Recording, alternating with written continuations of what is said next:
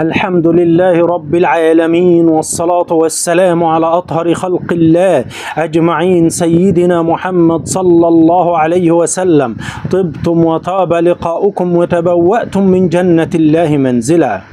إذا رأت المرأة المتزوجة قبر مفتوح في المنام علامة على عودة مشاكل قديمة كانت نسيتها في حياتها، والله أعلى وأعلم. إذا رأت المرأة أو الرجل عامة أنه يبني قبر فوق بيته في المنام علامة على طول العمر لهم في الحياة، والله أعلى وأعلم. كذلك إذا رأى الرجل أو المرأة أنهم يبنون بيت فوق جبل مرتفع علامة أنهم يعيشون في الحياة الدنيا عمرا طويل، والله عز وجل أعلى وأعلم. إذا رأت البنت العزباء القبر في المنام علامة أنها سوف تترك بيت أبيها وتتزوج قريبا، والله عز وجل أعلى وأعلم.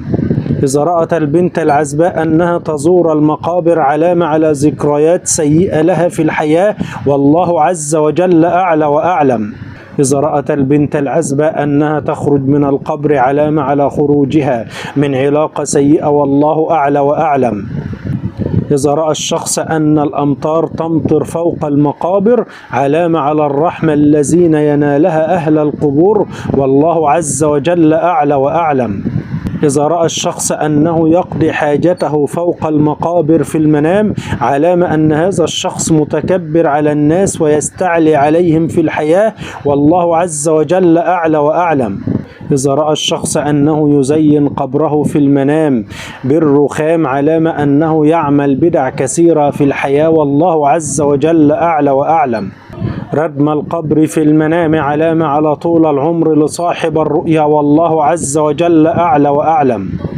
المشي وسط المقابر إن كانت مفتوحة علامة على معاشرة أهل البدع أو دخول صاحب الرؤيا السجن، والله عز وجل أعلى وأعلم. حفر القبر فوق سطح البيت علامة على طول العمر لصاحب الرؤيا، والله أعلى وأعلم. إذا رأى الرجل أنه يبني قبر داخل بيته علامة على مشاكل زوجية كثيرة ومستمرة في هذا البيت، والله أعلى وأعلم. كذلك إذا رأت المرأة المتزوجة أنها تنام في قبر مفتوح علامة على مشاكل زوجية كثيرة مع زوجها، والله أعلى وأعلم.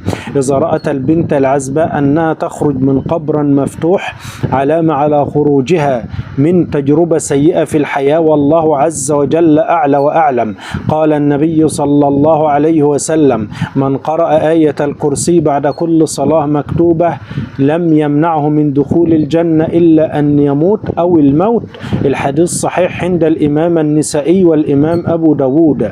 وقال صلى الله عليه وسلم: من قال سبحان الله وبحمده في اليوم 100 مرة حطت خطاياه وإن كانت مثل زبد البحر. الحديث صحيح عند الإمام البخاري رحمه الله.